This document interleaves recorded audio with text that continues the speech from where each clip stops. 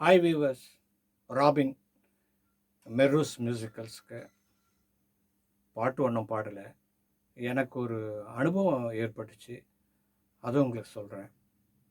போன வருஷம் 2023 ஜூன் 18ஆம் தேதி எங்கள் அம்மா இறந்துட்டாங்க. சாயங்காலம் ஒரு 5 மணிக்கு அவங்க உயிர் பிரிஞ்சிடுச்சு. அடுத்த நாள் தான் அந்த டெத் செரமனியெல்லாம் நாங்கள் பண்ணோம்.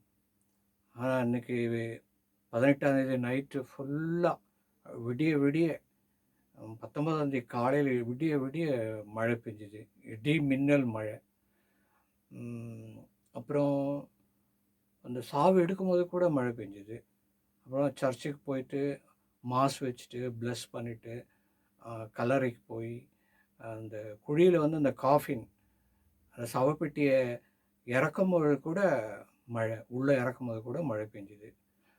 இதுக்கு வந்து எல்டர்லி பீப்புள் வந்து என்ன சொன்னாங்க, உங்கள் அம்மா சோல் வந்து நல்ல சோல், ஆன்மா நல்ல ஆன்மா, அதனால தான் மழை பெஞ்சுது அப்படின்னு சொன்னாங்க எல்டர்லி பீப்புள். அப்புறம் சர்ச்சில் இருக்க ஃபாதர் கூட சொன்னார். அது வந்து போன வருஷம்.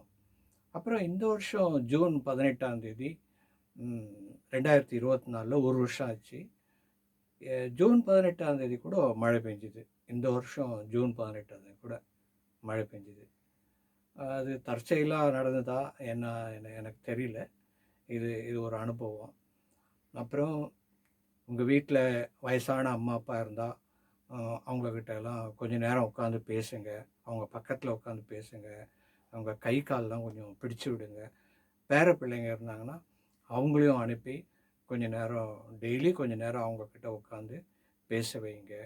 அது அவங்க பிளஸ்ஸிங் நமக்கு கிடைக்கும், அப்பா அம்மாவுடைய பிளஸ்ஸிங். வயசான அப்பா அம்மா சில பேர் மூவ் பண்ண முடியாது, நடக்கிறவங்க ஓடி ஆடி வேலை, அவங்களாம் இல்லை. வயசானவங்க நடக்க முடியாது, ரொம்ப தூரம் அப்படியே இருப்பாங்க பெட்டிலேயே. அவங்களுக்கெல்லாம் வந்து பேர பிள்ளைங்களாம் அவங்கக்கிட்ட அனுப்பிச்சி பேச வைங்க. நீங்களும் பிள்ளைங்களும் எல்லாம் போய் அம்மா கிட்ட அப்பா கிட்ட பக்கத்தில் உட்காந்து நல்லா பேசுங்க. உங்கள் கை காலெலாம் பிடிச்சி விடுங்க, உங்களுக்கு பிளஸ்ஸிங் கிடைக்கும். தேங்க்யூ.